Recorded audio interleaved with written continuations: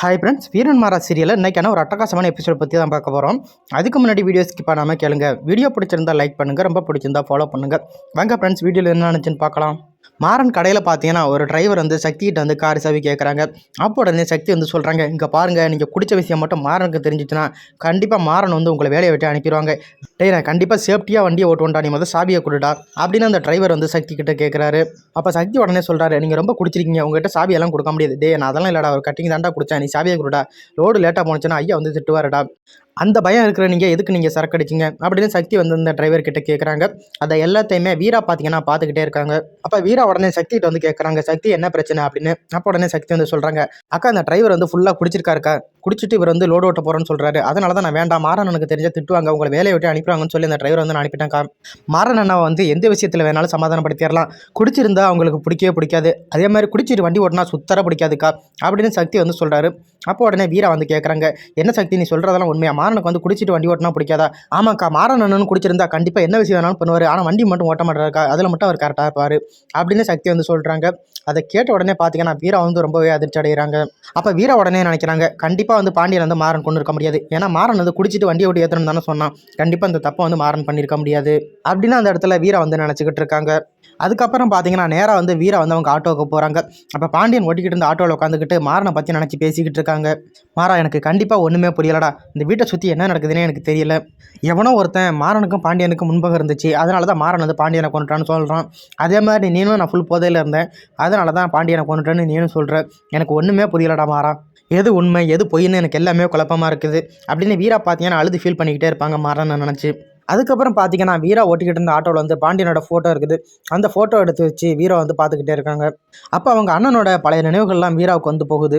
அப்போ உடனே வீரா வந்து சொல்கிறாங்க, அண்ணா நான் உன்னை ரொம்ப மிஸ் பண்ணுறேன்டா அப்படின்னு சொல்லி வீரா பார்த்தீங்கன்னா அவங்க அண்ணன் நினச்சி ஃபீல் பண்ணிக்கிட்டு இருக்காங்க. அதுக்கப்புறம் பார்த்தீங்கன்னா கண்மணி வந்து பாண்டியனுக்கு வந்து ஒரு ராக்கி கயிறு கொடுத்துருப்பாங்க. அதையுமே வீரா எடுத்து பார்க்குறாங்க. அப்புறம் பார்த்தீங்கன்னா வீரா வந்து திருச்செந்தூர் போயிட்டு அவங்க அண்ணன் பாண்டியனுக்கு ஒரு கயிறு ஒன்று வாங்கிட்டு வந்திருப்பாங்க. அந்த கயிறுமே பார்த்தீங்கன்னா அவங்க அண்ணன் வந்து ஆட்டோவில் பத்திரமா வச்சிருப்பாங்க. அதையுமே எடுத்து பார்த்து வீரா வந்து சந்தோஷப்படுறாங்க. அதுக்கப்புறம் பார்த்தீங்கன்னா பாண்டியனோட லைசன்ஸு, வீராவோட ஹேர் பின்னு, கண்மணி காலேஜோட ஹால் டிக்கெட்டு, அப்புறம் பார்த்தீங்கன்னா பாண்டியனுக்காக அவங்க அம்மா வந்து ருத்ராட்ச மாலை வாங்கிட்டு வந்திருப்பாங்க. அந்த ருத்ராட்ச மாலையும் பார்த்தீங்கன்னா அந்த ஆட்டோவில் தான் இருக்கும். அதை எடுத்து பார்த்த உடனே வீரா வந்து செமையாக அதிர்ச்சி அடைவாங்க. என்னடா இது வந்து ஆட்டோவில் இருக்குது, இந்த ருத்ராட்ச மாலை வந்து வீட்டில் இருக்குது தானே, அங்கே வந்து அவ்வளோ பிரச்சனை நடந்துச்சு, இப்போ எப்படி இது ஆட்டோக்குள்ளே வந்துச்சு, அப்போ கொண்டாந்து இதை யார் வச்சது, அங்கே வேறு யாரோ கொண்டாந்து வச்சிருக்காங்க அப்படின்னு வீரா பார்த்தீங்கன்னா அது எல்லாத்தையுமே நினச்சி ரொம்ப குழப்பத்தில் இருப்பாங்க. அதுக்கப்புறம் பார்த்தீங்கன்னா வீரா வந்து எல்லாத்தையுமே கண்டுபிடிச்சிடுறாங்க. அப்போனா மாறன் வந்து என்கிட்ட சொன்னது எல்லாமே போய், அப்போ கண்மணி எடுத்து கொடுத்த அந்த ருத்ராட்சமும் போய், இதுக்கு பின்னாடி வேற என்னமோ இருக்குது, அதனால தான் மாறன் வந்து நம்ம கிட்ட எல்லா உண்மையுமே மறைக்கிறான். அப்போ பாண்டியனுக்கு நன்றி சொல்லிட்டு வீரா பார்த்தீங்கன்னா அந்த ருத்ராட்ச மாலை வந்து எடுத்துக்கிட்டு நேராக வீட்டுக்கு கிளம்புறாங்க. அதுக்கப்புறம் என்ன நடக்குதுன்னா மாறனை தான் காட்டுறாங்க. மாறன் பார்த்தீங்கன்னா அவங்க வீட்டுக்கு வராங்க. அப்போ மாறன் பார்த்தீங்கன்னா கையில் வந்து ஒரு சரக்கு பாட்டில் ஒன்று வச்சிருக்காங்க. அதை எடுத்து அவங்க மூஞ்சில எல்லாம் தெளிச்சுக்கிறாங்க குடிச்ச மாதிரியே. அப்போ உடனே வள்ளி வராங்க. மாறன் பார்த்தீங்கன்னா தள்ளாடிட்டு போய் கீழே விழுறாங்க. அப்போ உடனே வள்ளி வந்து கேட்குறாங்க, என்னடா மாறா குடிச்சிருக்கிய, உனக்கு எதுக்கடா அந்த பழக்கம் அப்படின்னு சொல்லி மாறன் வந்து திட்டிக்கிட்டு இருக்காங்க. அதுக்கப்புறமா மாறன் வந்து கை தாங்கலாம் பிடிச்சி நேராக மாறனோட ரூமுக்கு போயிடுறாங்க. அப்போ மாறன் பார்த்தீங்கன்னா குடிச்ச மாதிரியே உளறிக்கிட்டு இருக்காங்க. நான் பாண்டியனை கொண்டுட்டேனே அப்படின்னு சொல்லி உளறிக்கிட்டே இருக்கிறாங்க. அப்போ வீரம் பார்த்தீங்கன்னா பக்கத்தில் நின்று அது எல்லாத்தையுமே கேட்டுக்கிட்டு இருக்காங்க. அப்போ வள்ளி உடனே சொல்கிறாங்க வீரா கிட்ட, வீரா நீ எதுவுமே தப்பாக நினச்சிக்காதமா, அவன் ஏதோ போதையில் உளறிக்கிட்டு இருக்காமா, நீ அதை பற்றியெல்லாம் நினச்சிக்காத வீரா அப்படின்னு சொல்லி வள்ளி பார்த்தீங்கன்னா வீரா வந்து சமாதானப்படுத்துறாங்க. அதுக்கப்புறம் வள்ளி வந்து வீரா கிட்ட சொல்கிறாங்க, நீ எப்படியாவது மாறன் வந்து பத்திரமா பார்த்துக்கமா அப்படின்னு சொல்லிட்டு வள்ளி பார்த்தீங்கன்னா அங்கேருந்து போயிடுறாங்க. அப்போ வீராவும் சொல்கிறாங்க, நீங்கள் போங்கம்மா வள்ளியம்மா, நான் கண்டிப்பாக மாறனை பத்திரமா பார்த்துக்கிறேன் அப்படின்னு சொன்னதோட வள்ளி வந்து அங்கேருந்து போயிடுறாங்க. அப்போ ஒரு சின்னதாக பிளாஸ்பேக் மாதிரி காமிக்கிறாங்க. அப்போ வீரா பார்த்தீங்கன்னா மாடியில் நின்று மொபைல் யூஸ் பண்ணிக்கிட்டு இருந்திருப்பாங்க. அந்த நேரத்துக்கு மாறன் வரதை வந்து வீரா பார்த்துறாங்க. அப்போ மாறன் பார்த்தீங்கன்னா அவங்க மூஞ்சில் எல்லாத்தையுமே அந்த சரக்கு பாட்டில் வந்து தெளிச்சுக்கிறதையும் எல்லாத்தையுமே பார்த்துக்கிட்டு இருப்பாங்க.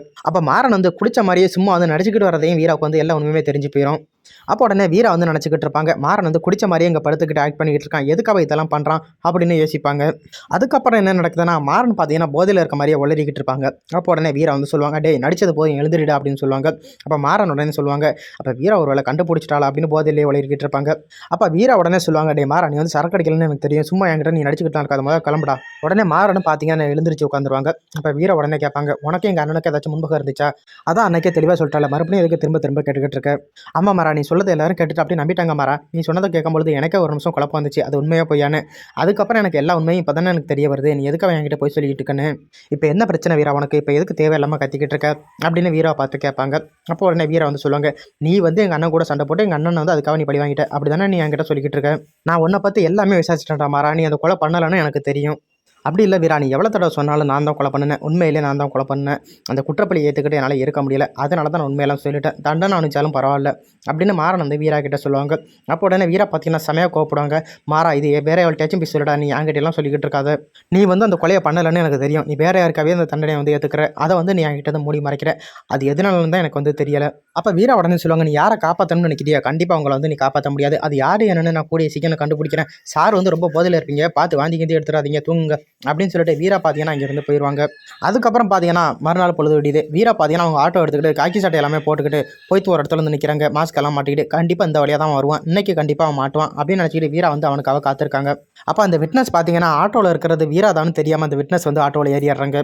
அப்போ அந்த விட்னஸோட ஃப்ரெண்டு பார்த்தீங்கன்னா அவங்களுக்கு வந்து கால் பண்ணுறாங்க அந்த விட்னஸுக்கு. அவங்க 2 பேருமே பேசிக்கிட்டு இருக்காங்க. அந்த பையன் பார்த்தீங்கன்னா 50,000 பணம் கேட்குறாங்க. அதுக்கு உடனே இவங்க சொல்கிறாங்க, டே எனக்கு ஒரு லாட்ரி ஒன்று அடிச்சிருக்கடா, லாட்ரினா அந்த மாதிரி லாட்ரி இல்லடா, ஒருத்தர் வந்து காரை ஏற்றி கொலை பண்ணதை நான் பார்த்துட்டேன், அதனால தான் நான் அவங்க கிட்ட இருந்து பணம் வாங்கியிருக்கேன் அப்படின்னு அவங்க ஆட்டோவில் பேசிக்கிட்டு வந்துகிட்டு இருக்காங்க. அது எல்லாத்தையுமே பார்த்தீங்கன்னா வீரா வந்து கேட்டுக்கிட்டே ஆட்டோ ஓடிக்கிட்டு வராங்க. அந்த விட்னஸும் பார்த்தீங்கன்னா ஆட்டோவில் வந்து ஜம்முன்னு உட்காந்துக்கிட்டு வராங்க. அப்போ வீரா பார்த்தீங்கன்னா வேறு இடத்துல வந்து கொண்டாந்து நிப்பாட்டுறாங்க. அப்போ உடனே அந்த விட்னஸ் வந்து கேட்குறாங்க, எதுக்காக நீங்கள் எங்கே நிப்பாட்டிங்க அப்படின்னு. அப்போ வீரா பார்த்தீங்கன்னா இறங்கி நம்ம கண்ணத்திலே பலர் பலர்னு அறையிறாங்க. உடனே அந்த விட்னஸ் வந்து என்ன பண்ணுறாங்கன்னா அடி தாங்காமல் வீரா கிட்ட வந்து எல்லா உண்மையுமே சொல்லிடுறாங்க. அதை கேட்டுட்டு வீரா பார்த்தீங்கன்னா செமையாக திருச்சி அடைகிறாங்க. அப்போ உடனே வீராவுக்கு வந்து உண்மை தெரிய வருது, அந்த காரை வெட்டி ஏற்றினது ராகவன் தான் அப்படின்னு. அந்த கோவத்தோட பார்த்தீங்கன்னா அந்த விட்னஸை விட்டுட்டு நேராக பார்த்தீங்கன்னா வீரா வந்து அவங்க வீட்டுக்கு போகிறாங்க.